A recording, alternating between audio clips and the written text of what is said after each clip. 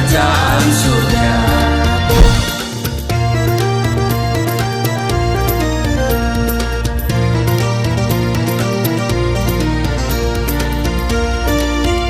Shalom Bapak Ibu, sahabat Galilea yang diberkati oleh Tuhan Yesus. Kembali kita mau bersaat teduh, siapkan hatimu.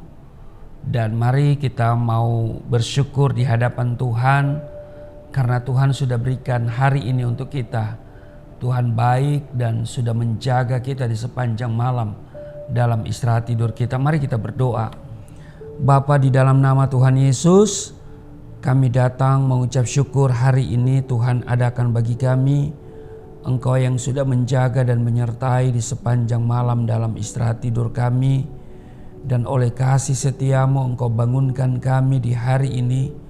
Dan Engkau bukan saja memberikan kami hari ini, tetapi Engkau juga berikan kami kehidupan, kesehatan, kekuatan, bahkan perlindungan-Mu bagi kami hari ini.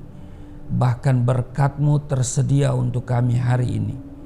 Karena itu kami meraih segala berkat, janji, bahkan penyertaan-Mu hari ini dengan membaca dan merenungkan firman-Mu sebelum kami memulai seluruh tugas dan kerja kami hari ini. Urapi kami di dalam nama Tuhan Yesus. Haleluya. Amin. Saudara, kalau saudara melihat di dalam Yeremia pasalnya yang ke-18 ayat 1 sampai dengan ayatnya yang ke-17, ini sangat panjang. Tetapi saya akan membacakan di ayat 17. Ini pelajaran dari pekerjaan tukang periuk. Di ayat 8 di ayatnya yang keempat ya. Di ayatnya yang keempat di Yeremia pasal 18 ini kita akan melihat firman Tuhan. Apabila bejana yang sedang dibuatnya dari tanah liat di tangannya itu rusak, maka tukang periuk itu mengerjakannya kembali menjadi bejana lain menurut apa yang baik pada pemandangannya. Saudara, saya kira sudah menjadi rahasia umum bahwa setiap orang Kristen pasti menginginkan berkat-berkat Tuhan dalam hidupnya. Saudara menginginkan berkat Tuhan? Amin. Saya juga. Haleluya. Namun saudara, dalam pengiringan kita kepada Tuhan, janganlah kita hanya ingin menikmati berkat-berkatnya saja, sementara kita tidak mau dibentuk dan diproses oleh Tuhan. Siapakah kita ini di hadapan Tuhan sehingga kita mau mengatur Tuhan? Ingat saudara, kita ini adalah tanah liat dan Tuhan adalah sang penjunan. Itulah sebabnya Tuhan memerintahkan Yeremia untuk pergi ke tukang periuk supaya ia dapat belajar dari apa yang diperbuat si tukang periuk terhadap tanah liat sebelum menjadi bejana yang indah dan memiliki nilai guna. Di Yesaya pasalnya yang ke-45 ayat 9 dikatakan, adakah tanah liat berkata kepada pembentuknya, apakah yang kau buat atau yang telah dibuatnya engkau tidak punya tangan? Saudara, ini menarik ya. Ya kan?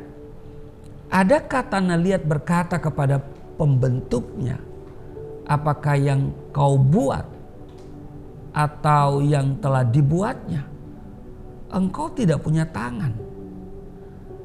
Saudara, agar kita menjadi bejana Tuhan yang berharga dan digunakan untuk tujuan yang mulia, kita pun harus rela dan mau dibentuk oleh Tuhan. Katakan amin. Sebab tanah liat tidak secara otomatis berubah menjadi bejana yang halus dan menarik tanpa melewati yang namanya proses. Ya kan? Jadi dia harus melewati proses terlebih dahulu. Proses inilah yang seringkali kita hindari karena kita merasakan sakit yang luar biasa sehingga kita memberontak, kita kecewa dan marah kepada Tuhan. Namun semakin memberontak, proses itu akan terasa lebih lama dan menyakitkan. Bangsa Israel harus mengalami proses pembentukan Tuhan di padang gurun selama 40 tahun lamanya oleh karena mereka suka memberontak. Mereka bersungut-sungut. Mereka suka mengeluh dan hidup dalam ketidaktaatan alias tegar tengkuk. Saudara, sebetulnya bisa saja tukang periuk membuat bejana itu secara cepat atau instan. Ya, orang bilang itu SKS. Ya, kalau orang Manado bilang siang kalau siang. Ya, kalau di Jawa sini dikenal dengan sistem kebut semalam, ya kan? Haleluya. SKS. Tetapi saudara, hasilnya tidak bisa dijamin kualitasnya dan mungkin saja bejana tersebut tidak bisa bertahan lama, retak dan mudah pecah. Maukah kita menjadi bejana atau perabot Tuhan yang bermutu rendah, biasa saja dan berharga murah? Setiap kita pasti ingin menjadi bejana Tuhan untuk tujuan yang mulia. Menjadi anak-anak Tuhan yang unggul, begitu ya. Nah, untuk itu ada harga yang harus dibayar. Karena itu jangan mengeraskan hati, saudara. Saya diproses Tuhan loh. Saya ingat kalimat terakhir yang begitu kuat saya dengar ketika sebelum saya mengambil keputusan itu. Waktu itu saya berada dalam kebimbangan yang begitu dalam antara mengikuti kitab yang lama dan kitab yang baru saya baca. Karena di kitab yang baru saya sudah menemukan hidayah, saya sudah menemukan petunjuk, saya sudah menemukan jalan yang lurus. Sehingga tidak perlu lagi saya berdoa minta jalan yang lurus. Dan kalimat terakhir yang saya dengar sebelum saya ambil keputusan itu, datanglah kepadaku, niscaya kau akan mendapatkan kedamaian jiwa. Saudara, tetapi apa yang terjadi setelah saya jadi Kristen, saya ambil keputusan untuk menerima Dia. Dan setelah saya beritakan, yang terjadi adalah saya kehilangan damai sejahtera. Kenapa bisa? Ya, karena saya diproses secara hukum. Ya, saudara lihatlah kesaksian saya dan juga pidato pembelaan, cuplikan pidato pembelaan ya. Nah, bagaimana saya mengalami pergumulan yang bisa menghilangkan damai sejahtera itu. Tetapi saudaraku yang kekasih, saya tetap percaya bahwa rancangan Tuhan dalam hidup saya adalah rancangan damai sejahtera, masa depan yang baik. Walaupun saya harus mengalami proses demi proses, karena persoalan yang saya alami itu saya lihat itu sebagai proses dari Tuhan. Nah, saudaraku yang kekasih, waktu kita diproses oleh Tuhan, jangan mengeraskan hati. Hati yang keras tidak ubahnya seperti tanah keras yang perlu dilebur dan digemburkan sampai tanah itu benar-benar siap untuk dibentuk menjadi bejana sesuai dengan rencana si tukang periuk. Jadi saudaraku yang kekasih, jangan mengeraskan hati ketika sedang mengalami proses dari Tuhan. apakah itu kesulitan, apakah itu penyakit, apakah itu masalah.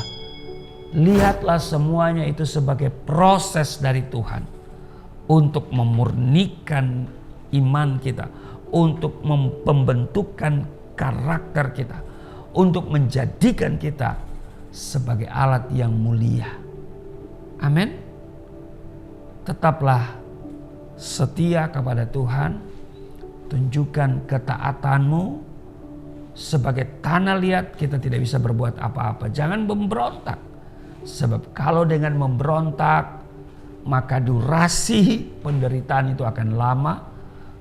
Karena proses itu akan lama.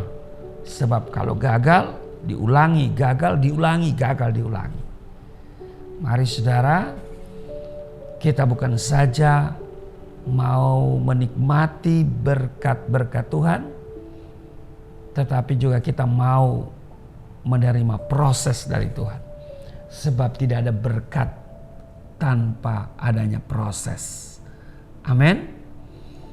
Ya, tanpa adanya proses, kita tidak akan melihat berkat-berkat Tuhan, janji-janji Tuhan tergenapi dalam hidup kita.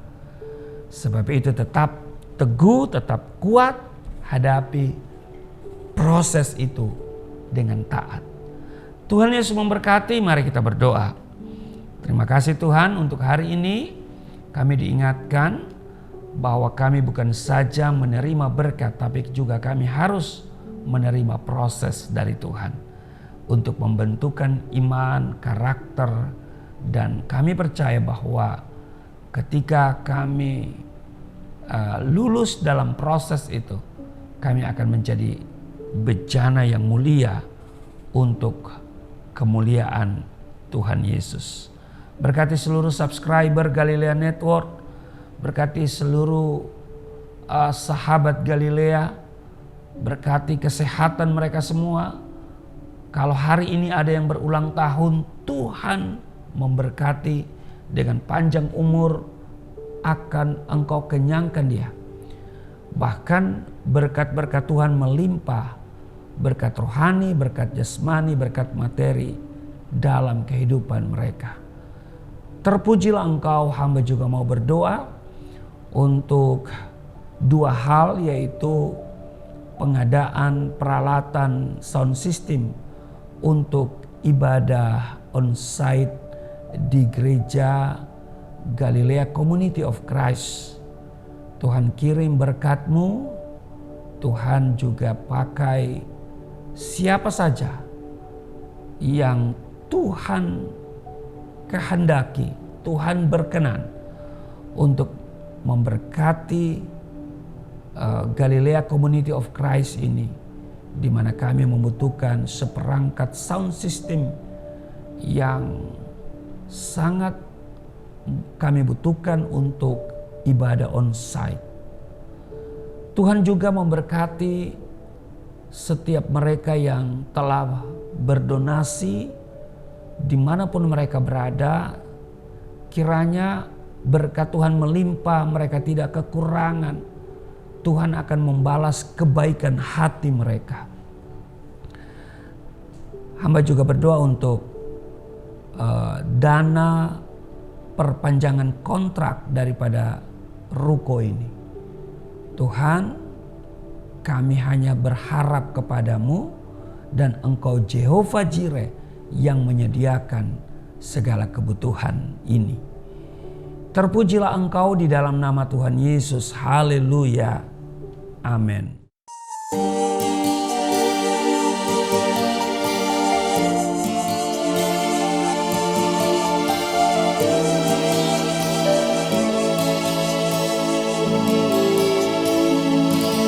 Bapa kami yang di surga, dimuliakanlah nama-Mu. Datanglah kerajaan, jadilah kehendak-Mu di bumi seperti di surga.